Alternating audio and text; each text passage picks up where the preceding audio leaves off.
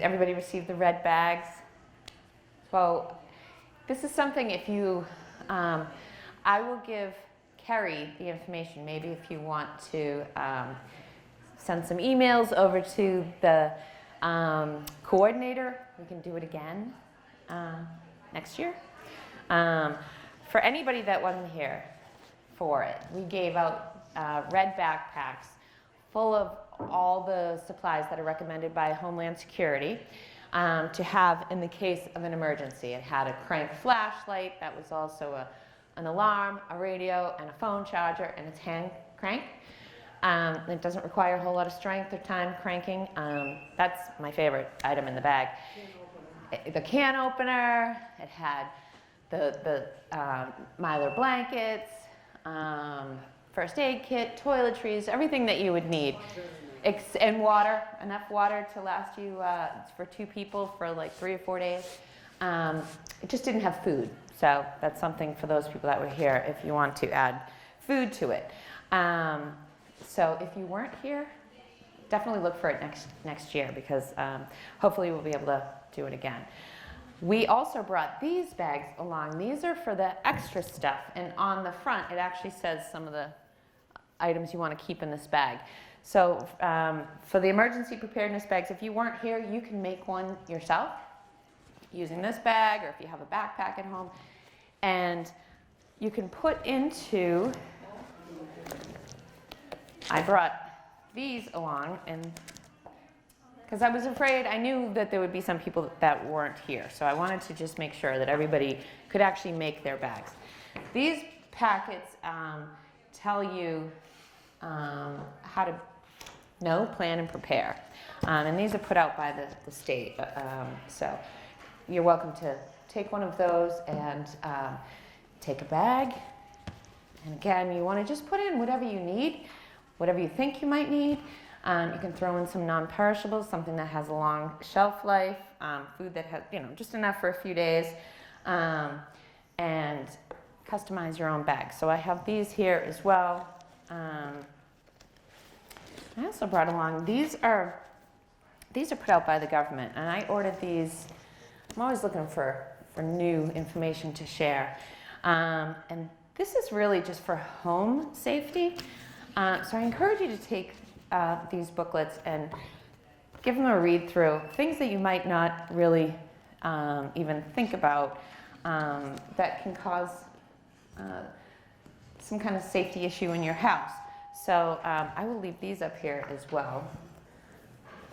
And another thing I brought, these are, and if you got the red bags, you probably got one of these too.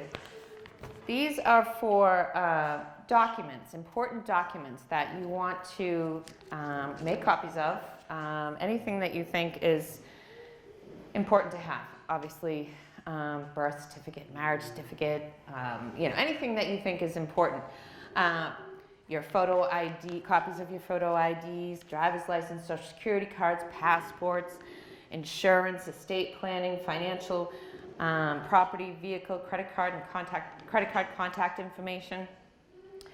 Medical, meaning like the prescriptions and medications, dosages, doctors' names and numbers, vital records, which is the birth certificates, marriage certificates, vaccination records, which you probably don't need to, but if you wanted to, even for your pets, phone numbers, contacts for family members and friends, and if you wanted to put cash in here. So this is stuff you wouldn't put cash in here yet, but you can keep your copies of important documents into these waterproof bags, zip it up, and you can put it into your backpack or this bag, whatever it is.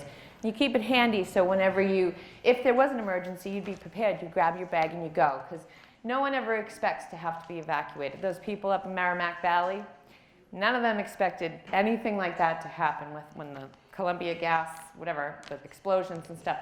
And they all had to leave their homes, or many of them had to leave their homes. When the tornado hit, I think it was Plymouth, or someplace on the Cape last year, people at our Foxborough Triad group were there, and they had to shelter in place and then evacuate. So you want to make sure that you have this stuff handy. even if it's just a minimal amount just to get you through a couple of days or whatever you might need in the shelter. So I brought these for the people that, unfortunately, I don't have the bags, the backpacks, but I have this stuff, and this will help you kind of prepare and guide you. And these are important because, again, these are waterproof. You'll have everything there. You make copies, stick it in your bag, and you're ready. So, again, whatever you think you need, but the No Plan and Prepare booklet will help you. And there's actually in this booklet, which you can put into this bag, you can answer some of these questions. I'm sorry? Anything on there that's on there? No, this one you'd fill out with some important information. I'm sorry, I keep hitting the mic. You'd fill out the important information so you'd have it. What I can do for next triad is the packets that were given out, and I can get these next week from the coordinator. The packets, which are big packets, anybody that was here, the coordinator went through each page of the packet, and there's a lot of helpful information in those packets. Things that I learn something new every time. I go to one and I read them. So I will get those packets from him, and I can bring those to Triad next week.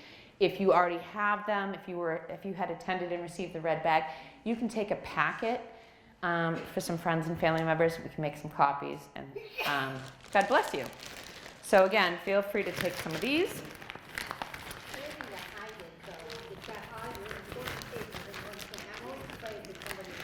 Well, that is something that you have to consider. When I know I've given them out here. I've made these booklets, and these are booklets that I recommend. And I can bring these to you. This is easy because I have them on my computer and I can print them out. Or you can just take a notebook and write this information, whatever you think you need. You write all of your important information down. And this is multi-purpose. This serves multi-purposes. Write all your important information down. Your credit card information, including the number you would call if your wallet is lost or stolen. So you get that information from the statement or your credit card.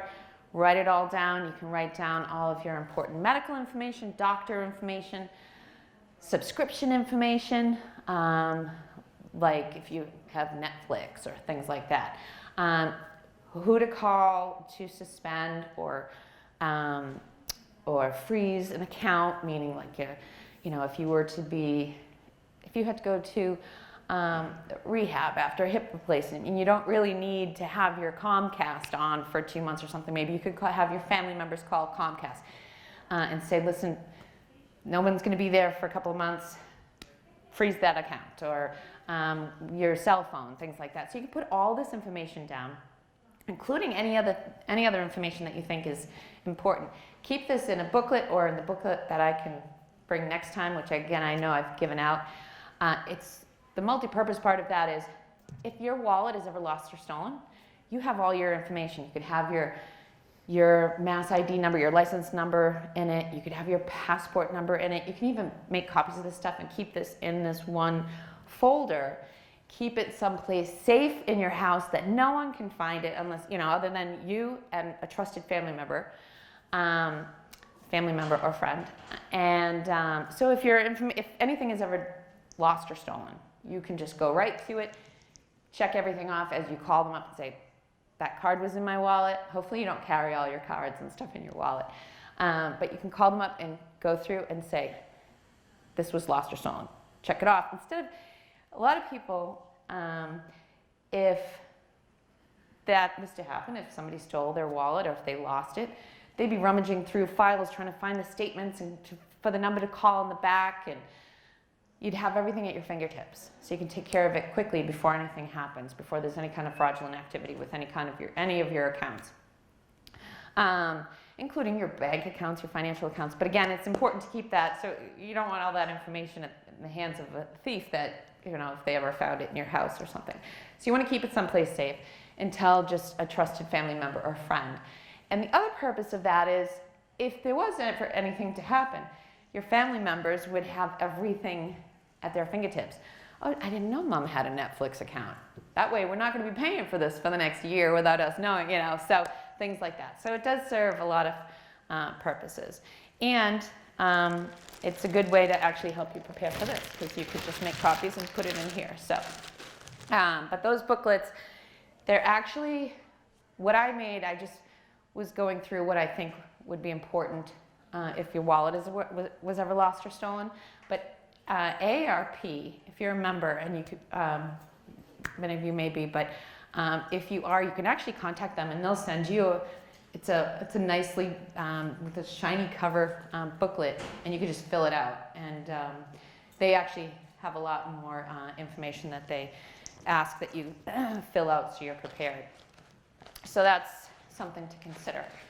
I brought these booklets as well, and this is not to do with my job, but I had them, so I figured I'd give them out. And this is just about healthy, delicious foods at every age. Will help you stay healthy and healthy for your brain, and so I encourage you to take those. Again, I had them. I think somebody gave them to me, and I said, "Oh, I'll give them out."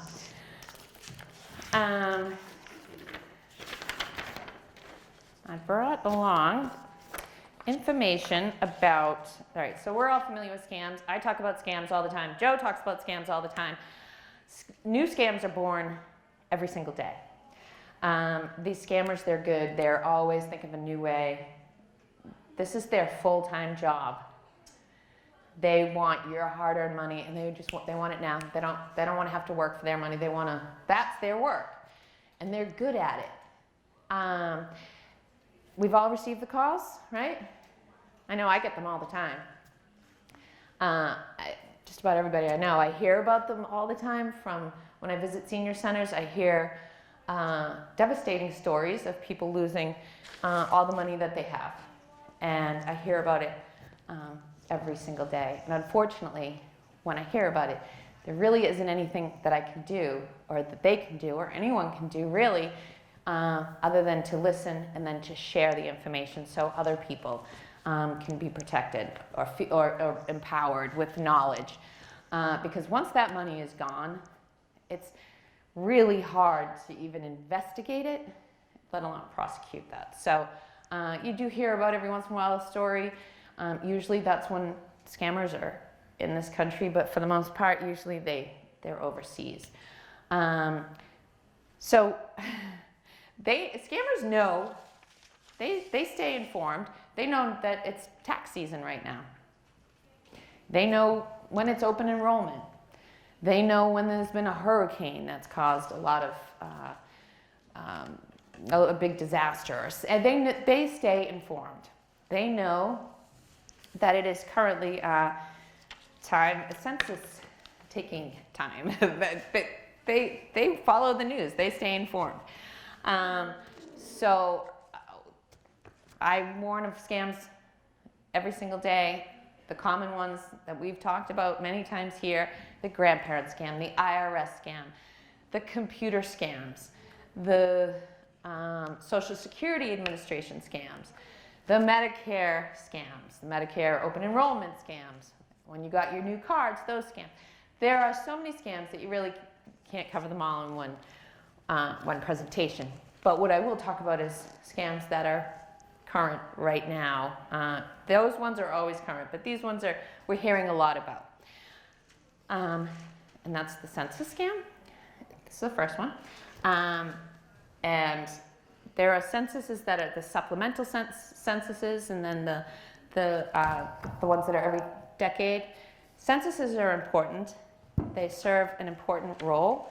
I brought some information to answer some questions, but it is up to us to complete the censuses. It's actually the law. But the scammers also know that too. So there's things that you can do to protect yourself. I brought some information about it, which I only have one copy, but I will see if I can make some copies. There's a number that you can call to verify if a phone call you receive is actually a census, an official from the Department of the Census. And this actually has questions that you can ask. They will never ask you for your Social Security number. That's very, very important. I have received and met with seniors who have given their Social Security number, and that's a red flag of a scammer. They will not ask you for your social security number. And unfortunately, they had already given it, and after that, they can only try to protect themselves by monitoring their credit, ordering their credit reports, and monitoring their credit card accounts and bank accounts, but most importantly, their credit reports, which is the best way to identify any kind of red flags of identity theft. So, but it is happening. But unfortunately, we all have to participate in this. And again, it is very, very important. So this is the U.S. Census uses the census to try to accurately count every resident in the United States. It is mandated, which is the law, by Article 1, Section 2 of the Constitution. It takes place every 10 years. And then you have those supplemental ones like I was referring to. The data collected determines the number of seats each state has in the U.S. House of Representatives and is also used to distribute federal funds to local communities. So you want to be counted as a senior because that will help you in your community. Residents of the U.S. have a legal obligation to answer the questions. The U.S. Census Bureau is continually polling, performing supplemental censuses in between the 10-year census. And did anybody get their census form in the mail? You did, okay. And you may be requested to, like you probably were, a whole lot of information about yourself. Or you might receive a phone call or somebody coming at the door. Your first instinct may be that it's a scam, and I hope that is your first instinct anytime anyone is asking you for personal information, because that unfortunately is this day and age. Because it very well could be a scam, but it also is likely the real thing. So, and so it's understandable. It is easy to verify these requests with a quick phone call to the Census Bureau. The U.S. Census Bureau goes to great lengths to protect your personal information. So if you suspect that someone's just calling phishing for information, which is the PHISHING, and that means they just want your information to use it in a fraudulent way. So if you think someone's calling to fish for information, you can call the, the regional office or the National Processing Center immediately for verification and further instructions. And the information, again, I will have Kerry or someone make a copy of, but there's a phone number, email, and an address. So this is the important part. You may be the victim of a scam if someone claiming to be from the Census Bureau asks you for this certain information. And they will never ask for this information. The real census people will not ask for this information. Your full social security number. Money. People have been asked for money or donations. They will not talk politics or political party. They will not ask for bank, credit card, any kind of financial account information, nor will they ask you for your mother's maiden name. So again, I'll make some copies, but that's the most important thing, is that they won't ask you for that information. If you are asked that information, hang up the phone. If someone's at your door, they should have an ID, a photo ID, that is given by the U.S. Census Bureau, which I'm sure a scammer can easily make, but you can also close the door, call the police and say, listen, I have somebody at the door, they're saying they're from the Census Bureau, and you can verify it that way as well. Or you can call the number. So that's if somebody comes to the door. But for the most part, you probably get something in the mail or a phone call. Does anybody have any questions about the census? Yeah. I don't believe you should answer anything on a phone call from the census. They come to your door or it's in the mail. Okay, so there's a process. If they come to your door a number of times, they'll usually leave something to say that they were at your door. After that, they'll phone you, but they can also send it in the mail. We got something in the mail. I would never do the phone at all. Well, that's, again, you can verify. So they will phone you if you haven't answered your door after several attempts. Did somebody else? You had a question. Well, you answered the question. Oh, okay. Yeah, I was gonna say, is it ever legitimate if they call you on the phone? Okay, so I'll read this. If you get a census form in the mail, check that the return address is from Jefferson, Indiana, which of course the scammers could know that and have that there too. But if you do question the authenticity after that of the letter or the form, you can call the regional office and you can make sure that it's correct.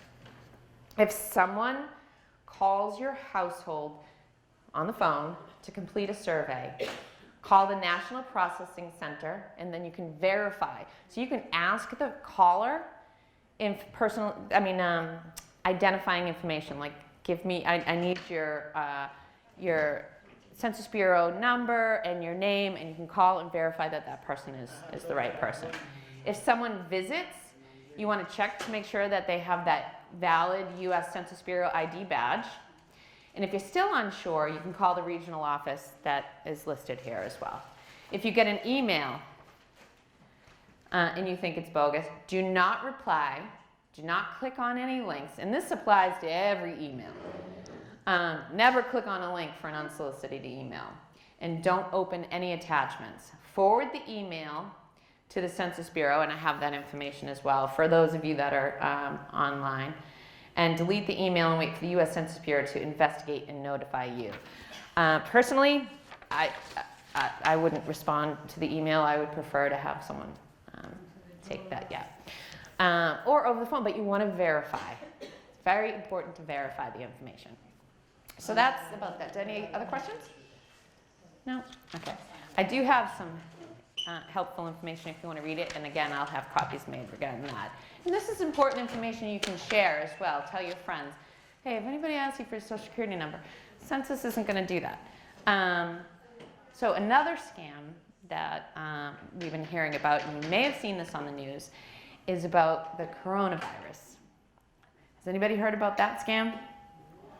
So people are receiving phone calls saying, and this information is coming from the Federal Trade Commission, but it has been on the news, it's been in the newspapers, it's been online, that people are receiving phone calls that claiming to be from the CDC, and they're asking for donations, they're asking for personal information.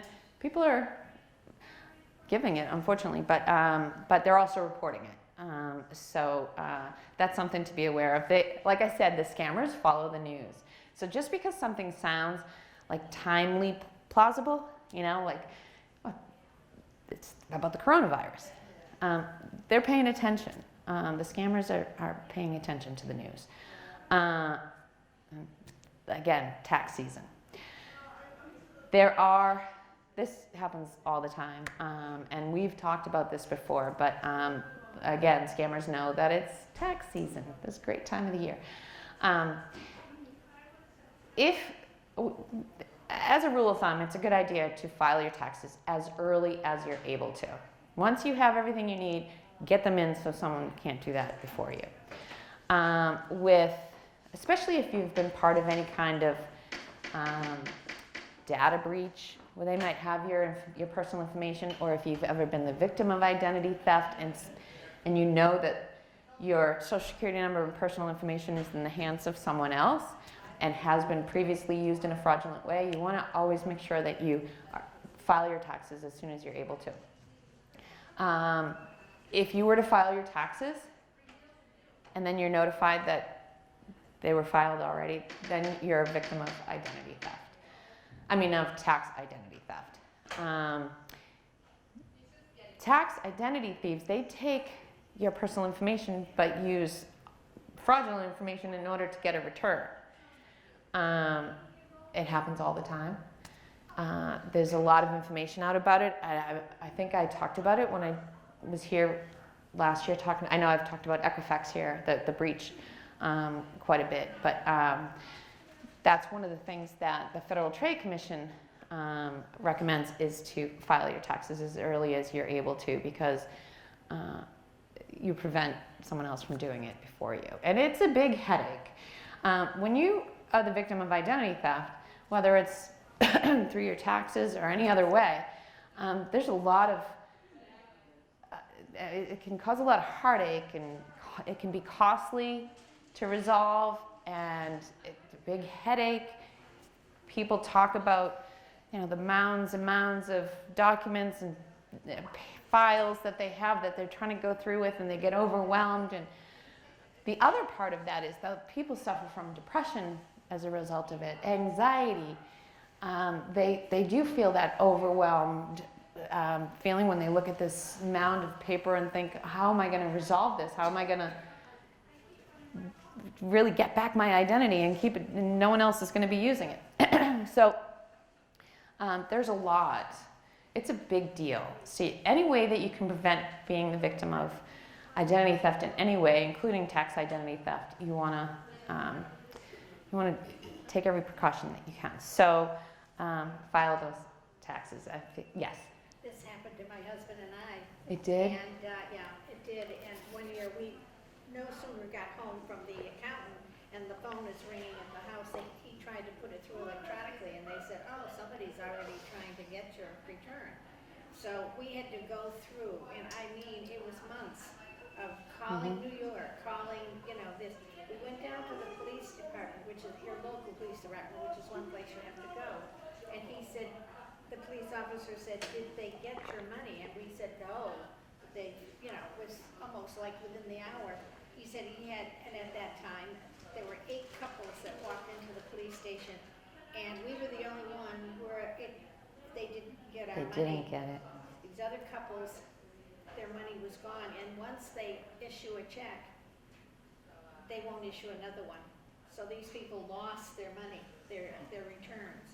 So now the IRS has given me, since then my husband died, but they've given me a PIN number. I was going to actually get to that. Yeah. So if you've been the victim, you can get that PIN number. Personally, I think everybody should have a PIN number anyways. And it changes every year, right?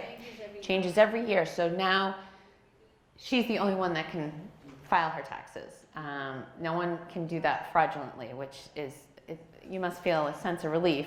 Yeah. Not only did you not lose money because you caught it so quick, but you also have that PIN number to protect you now. And that is if you've been the victim of identity theft. You have to monitor your credit report for months. Yes. Not just for months, forever. Forever.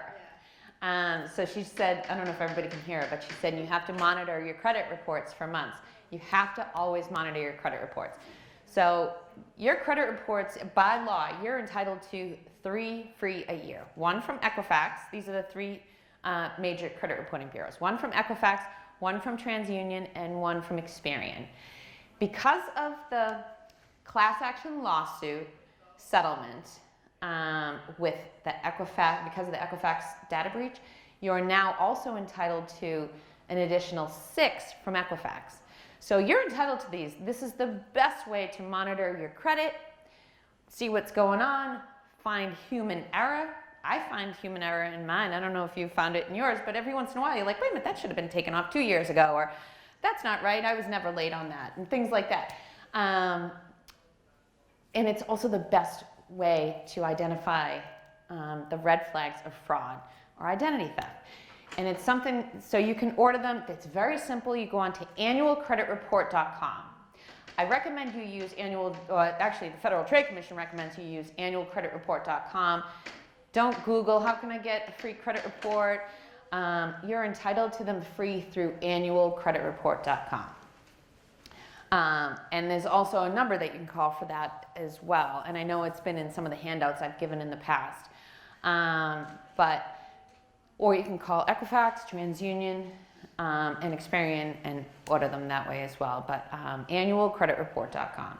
And it's very, very important, especially if you think you may have given information without even knowing it, if you got a phone call or filled something out or clicked on a link and you thought you were on an authentic site and you gave information. And it may have been a scam site, things like that, and you actually gave any kind of personal information, that's all the more reason to order those credit reports. And they come with a guide, directions on how to read them and how to dispute. Anything that doesn't look right, you pick up the phone and you call.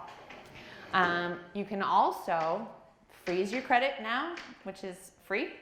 As of like last year, I think, or the year before, it's now a federal law. You can freeze and unfreeze your credit for free. You used to have to pay for it. But it's very, very important to do that. And like you said, it took months, and I'm sure it was frustrating, and you felt violated, I'm sure, like somebody's using my information and trying to steal money from. And had, like you said, had they gotten the money, you had a better outcome than the other 8 couples. But it happens all the time. And You cannot get another social security number, right? That's it. Now that's coming through too. I don't know if anyone else has had it. They call you and say, you know. that's the Social Security Administration scam. Yeah. And if you haven't heard about that one yet, and so many people are falling for that, when we hear about scams on the news, it's usually because somebody lost a lot of money, a significant amount of money, and reported it, and it ended up being on the news.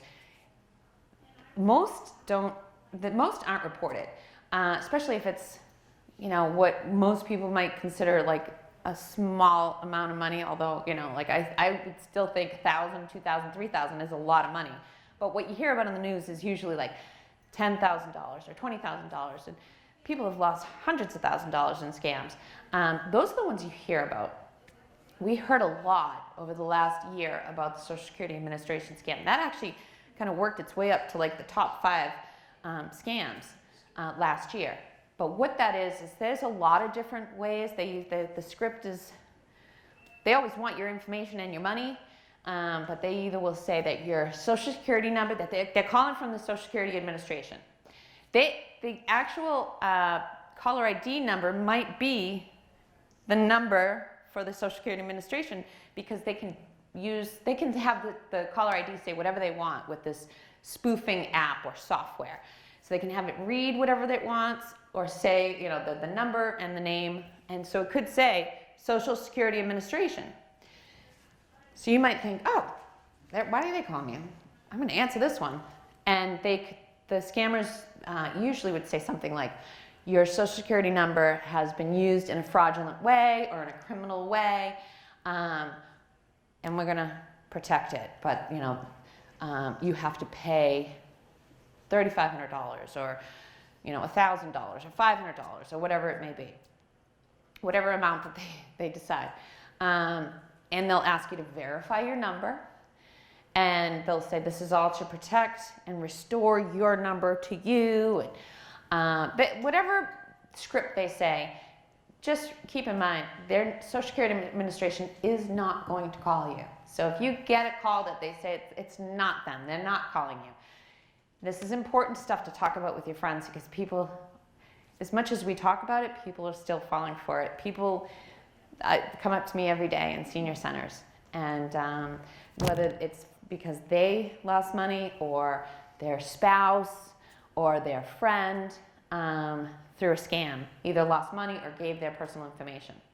And usually they're embarrassed, which is no reason to be embarrassed, because we're all vulnerable to scams and identity theft, because these people are so good at what they do. It's not a matter of intelligence, it's not a matter of age, we're all targets. As a matter of fact, younger people between the ages of 18 and 30 are big targets for scams.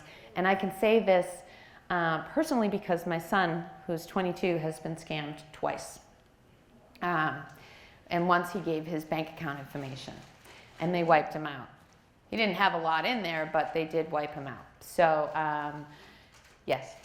So if the spouse or anyone passes away, then that number is, their social security number is retired and no one else can. So there's we all know about the identity theft of deceased people. I'll give you an example for the God bless you, the Equifax data breach that happened. The settlement was last year. The deadline was in January to file a claim. My dad was on that breach list. I don't know, hopefully you guys all checked to see if you were on it, but both my parents were on the breach list. My husband was on the breach list. So I signed them up I filed the claim, which entitled them to credit monitoring for 10 years. So they monitor your social security number for any kind of fraudulent use, however it may be. I signed my dad up. He passed away last April, and I still signed him up for it. So for at least 10 years, no one will be able to open up a line of credit using his social security number. Unfortunately, but it's a good idea to actually monitor that social security number. You want to notify the Social Security Administration. You want to make sure you notify everyone that should be notified, so that number isn't used after. It happens. We all read about it. So, but I signed him up for the credit monitoring. So for 10 years, I'll know that no one will try to get a new line of credit using his information. So these people are very smart. They're very good at what they do. Imagine if they used their brains for something productive, because they are really smart.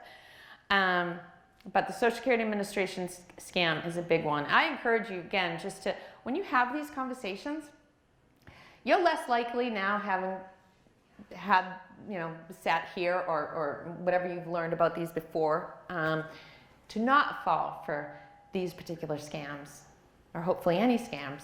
But if you didn't know about it, and the phone rang and it said Social Security Administration, you might say, again, like anybody else, I got to answer this one. This is an important call. But to know that they're not going to call you, just like Medicare isn't going to call you. The IRS is not going to call you. So the more you have these conversations with your friends and family members, young and old, they'll recognize the signs of scams. Hey, wait a minute, that says IRS. They're not supposed to call me. So as a rule of thumb, I always say, don't answer the phone. If you don't recognize the phone number on your caller ID as a family member or a friend, let it go to voicemail. Whatever number is left on your voicemail, don't call that number back. Call back a trusted number, one that you have in your files, in that little book that you're going to prepare, or in the information that you have that you put into this waterproof bag.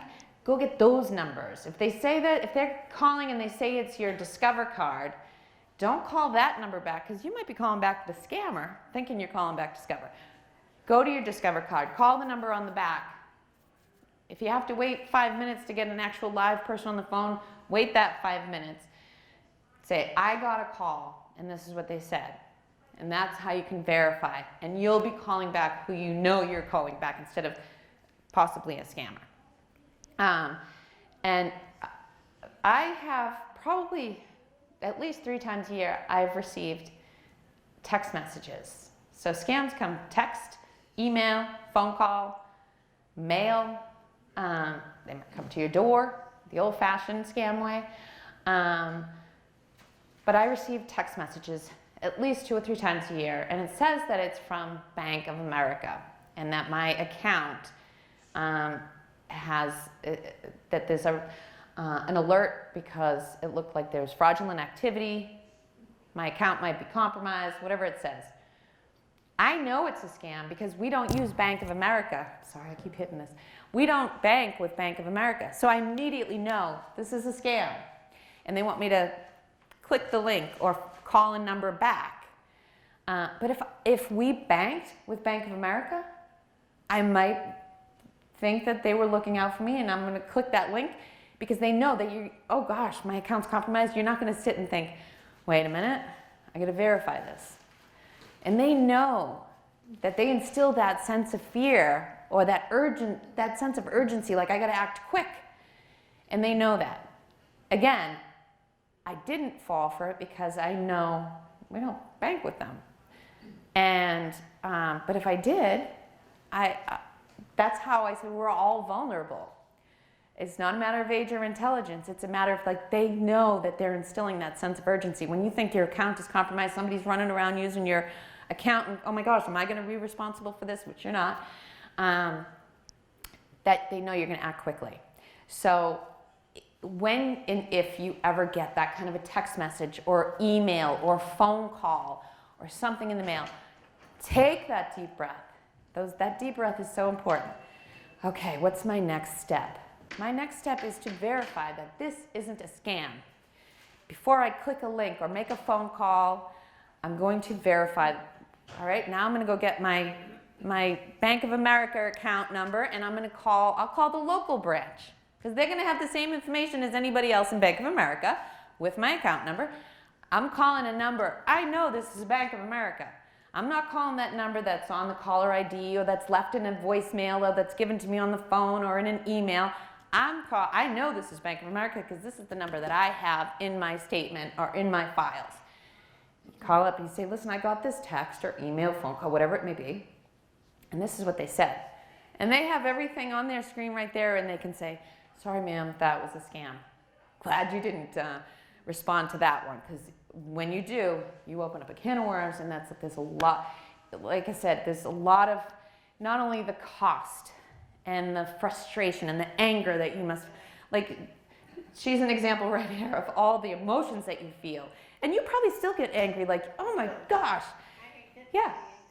It lasts for a long time. You probably will always feel that way. And now you have, well, thankfully you have that PIN number, because you probably, I would love to have a PIN number. I don't want to have to get there by having my identity compromised. But you have a lot of emotions from this. Like I said, the depression, the anxiety, the feeling of being violated. Somebody's using my personal information. And then even if you lose money, you have that, which causes people to become isolated. And really, it's just a lot. And like I said, it can take a long time to recover. Hers was just a few months, and that was without losing money. It can take years and years and years. So you want to prevent that. So always take that deep breath. Make sure you're calling back a number that you are certain. I'm calling back Bank of America because this is from my files. This is from my statement or from the back of my card. Not from the caller ID, not in an email, not in a text message. You get very cynical. You get very cynical. I hear about it so often that I sometimes will drive away from a senior center and I'm so angry at the scammers, and then my heart is just broken for the person that lost their money, and a lot of times they'll whisper, listen, my husband received a phone call, and this actually just wasn't that long ago this happened. My husband received a phone call. He didn't know about the IRS scam, and it was like $2,500 he lost. And she wasn't home, and she's whispering it to me in the senior center. And what happened was he went to the store and bought gift cards to pay the IRS person on the phone. He was panicked because they threatened that they were going to take his house and his car.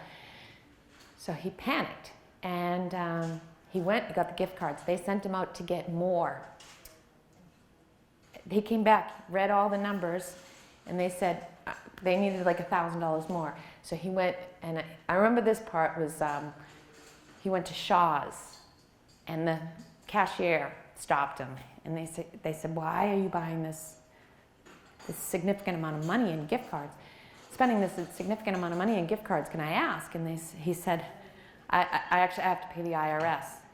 Thankfully, it stopped, but he had already lost. And they didn't have more really to lose. So she was embarrassed, so that's why she was whispering it to me. And I said, ma'am, there's nothing to be embarrassed about. And I said, obviously, he's never heard of these scams.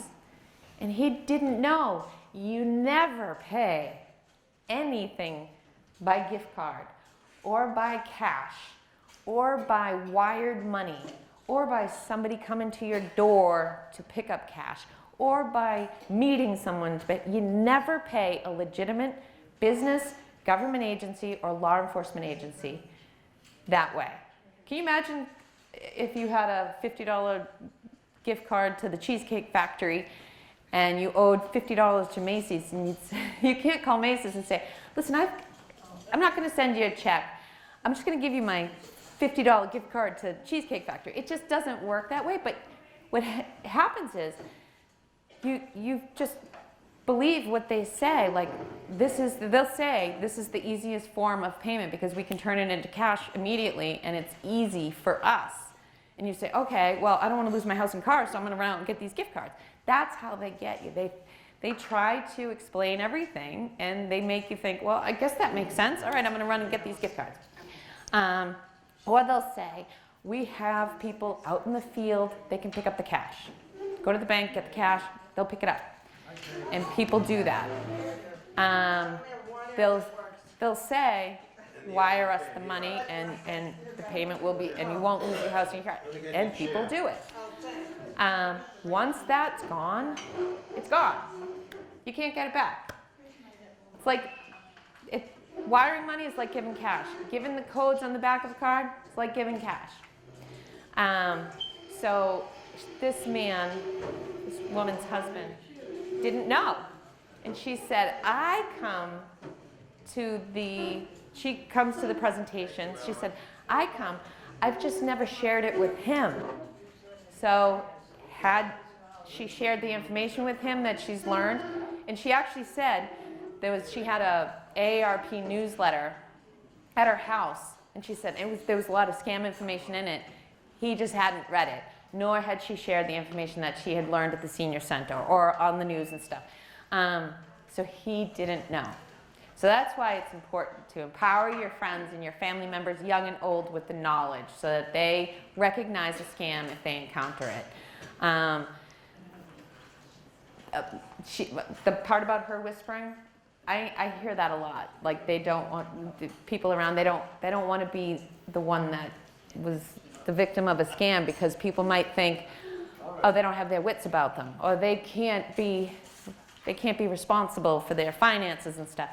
That's not the case. We are all vulnerable. Like I was saying about the Bank of America text, if that was my bank, if I banked with Bank of America, I might have clicked that link or made that phone call because I would have panicked like, oh my God, somebody's using my information.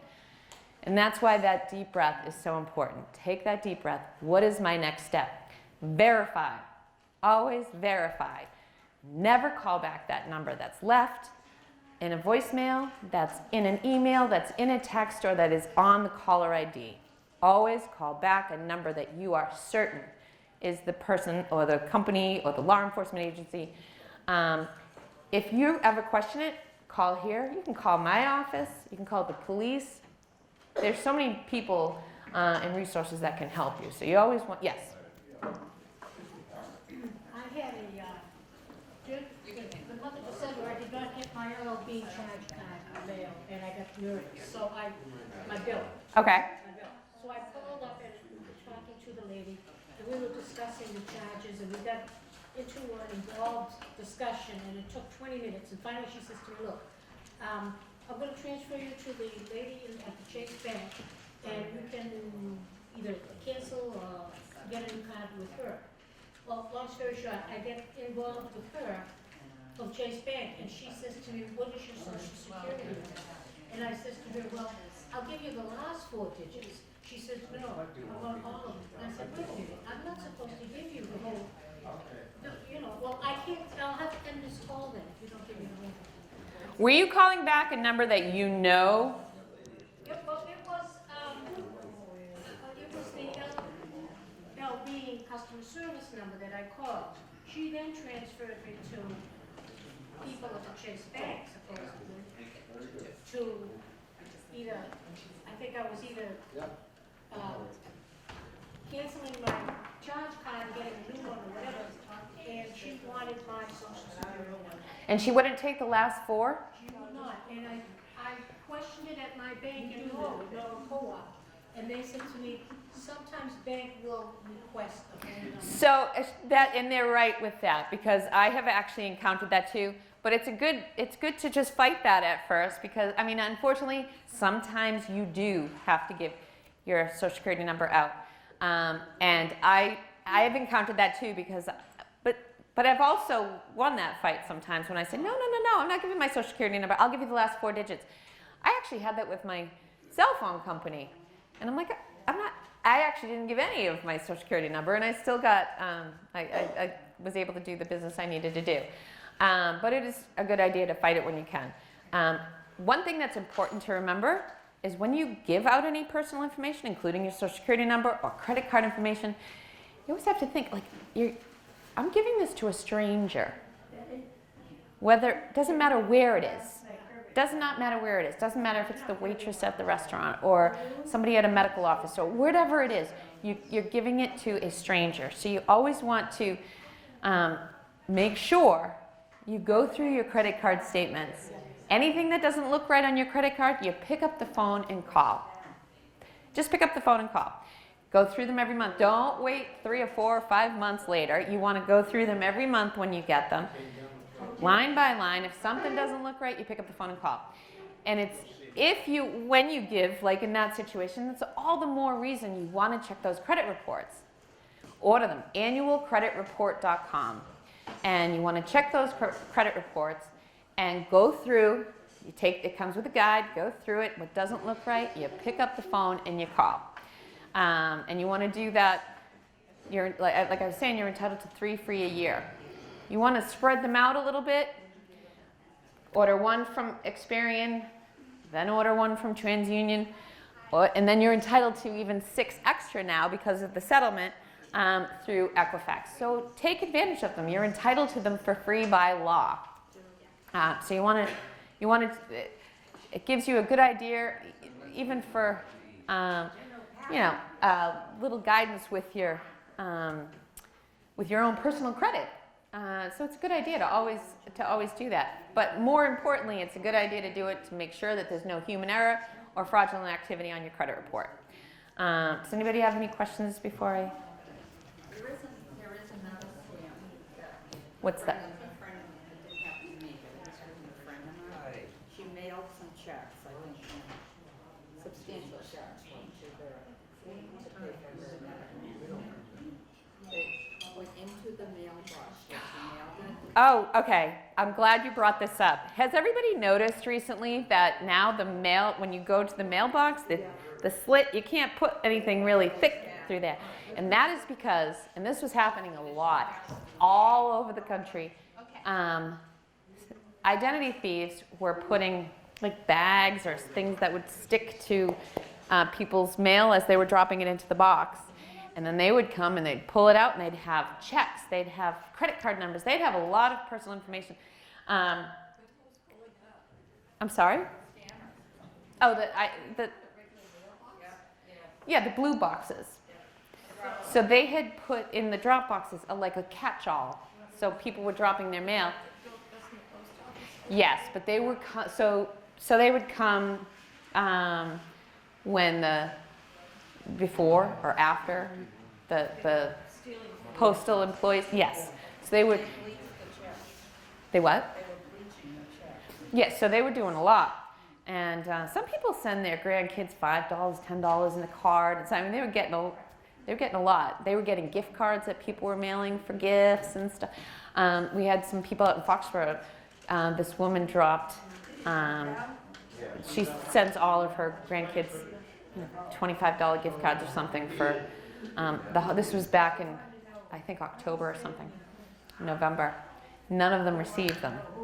And she knew right away that was how they were lost.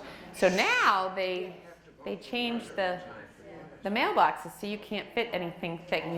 You could only put like 2 cards or 2 letters in at a time, which is good. You have to go into the post office now with anything big because that's something else we have to worry about.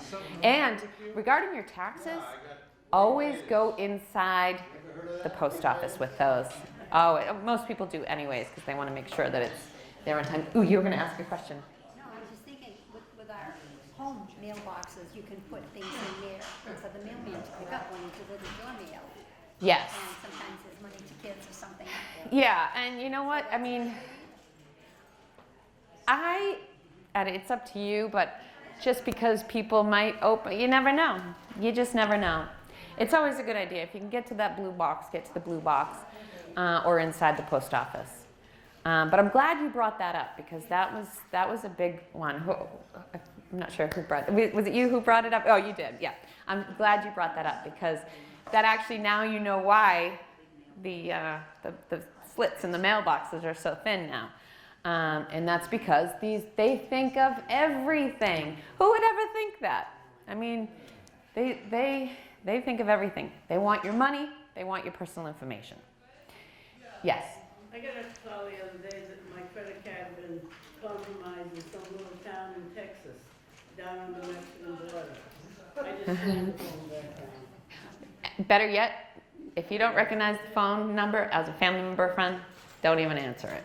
But that's a good response. Hang up. A lot of people think, and I hear this a lot. I hear it from my friends. I hear it from seniors when I'm out.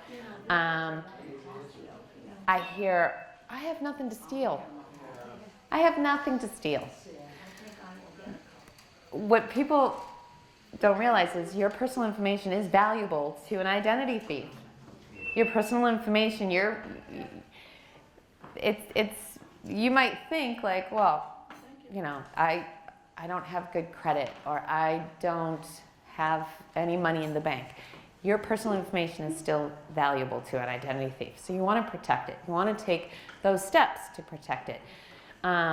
What are those credit reports? Go through your financial statements, your bank statements, your utility statements, your credit card statements, cell phone statements. Anything that's on there that doesn't look right, any kind of a new charge or a fee that's new or doesn't look right, you just pick up the phone and call. Hey, what is this fee? It's been on here for 3 months. I know it's only $2 a month, but what is this for? Like, just ask those questions. Yes. I heard that what they're doing too is when you answer the phone, sometimes you answer yes, you know. That you're authorizing a charge. Yes. Take that yes and put it, Yeah. and then they can prove it because they say, look, now here's your voice. Yep. So don't ever say yes to anything. That everybody was talking about that. It was all over the news for a while. When you get the phone call and they say, "Can you hear me?" Yes. Or "Is this the lady of the house?" or something like that, and you say yes. They really didn't know what that was going to be used for, but they thought the experts, Federal Trade Commission and experts, AARP experts, they said that it was probably going to be used to authorize charges, whether it be on your utility bill, your cell phone, whatever charge, whatever it is. And they'll have that recording of you saying yes at that phone number. So that's why if you did get that call, I got that call after giving presentations saying, never say yes when you get that call. I answered the phone and I said, it said, they didn't ask, "Can you hear me?" They asked something else, and I said, "Yes." And then it disconnected, and I said, "No, I've been given this presentation about this." So we are all vulnerable. They catch you like, "Yep." So you have to make sure, especially if you got that phone call, that there's no new charges. And it might not be something that would stick out. It might be $1 or $2 a month on a utility bill or something like that. But you figure if they have 100,000 people that are doing that, that's a lot of money that they're making. Yes? No, you say yes, say yes to a question and you're, you know, and they do something with that yes, that's in To authorize? Yes. Bound you to a contract, because I thought a contract meant a meeting of the minds, and there's no meeting of the minds actually, because you don't really know what you're doing with your yes. Right. Well, exactly. So that's why the experts were saying, monitor your accounts. Just go through, make sure there's no new charges that you may have authorized with a yes. It's not, a real contract or anything, but they can find ways. They're smart. But I know we're ending. I just wanted to say I'm trying to find the date. I think it's next week. We're doing a breakfast here, and it's great because we've been doing these throughout the county, and I get all the food, so I have to say it's really good stuff. We have yogurt, fruit, granola parfaits, oatmeal, bagels, English muffins, Danish, all different kinds of breads, banana breads and stuff like that, coffee, juice, tea, hot cocoa. It's next week. It's the 26th. And so we're doing this kind of like as an outreach with this Councils on Aging in Norfolk County with the DA. So you can ask him any questions that you want about the functions of the office, and he has some really great information to share. He's a very interesting guy, and he's been the victim of identity theft, and he talks about that too. Has some. It's a great event. So if you're able to come next week, it's at 10 o'clock on the 26th, which is Wednesday. It'll be a nice, great breakfast. You can come, enjoy breakfast, and talk to the DA and ask him any questions you want.